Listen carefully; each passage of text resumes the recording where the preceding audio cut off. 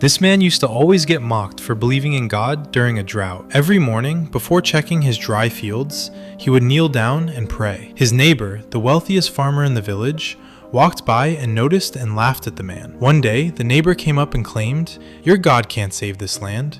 Only money can dig deep enough for water." The other farmers stood around and laughed. The man replied, "You believe what you want, but as for me, all things are possible with God." "Oh yeah? Then why don't you go dig right there, on that dead patch of dirt, and ask your God to bring water from the ground so we can all see it?" "But sir, the geologists already said there's no water beneath this land." "Then ask your God to prove them wrong." The neighbor and the farmers stood and laughed in amusement. With silent determination, the man walked over to the dry patch of dirt, knelt and prayed before picking up his shovel. The neighbor and the farmers stood and made fun of the man, laughing and making jokes. After the man prayed, he struck the ground. In a moment of silence, the neighbor and the farmers stood in shock. How is that possible? In a miracle, water burst from the ground. The man knelt at the edge of the new well, watched the water rise, and rush toward the sky. A miracle is being witnessed in front of their eyes. The neighbor shouted, "But how? The geologist said this land was dry for miles." But all it took was a single prayer to bring the water. The man got up from the well, stood in front of the rising water, and testified, "This is the God I serve, the God of the impossible." The neighbor and the farmer shouted, "We want to serve the God that you serve."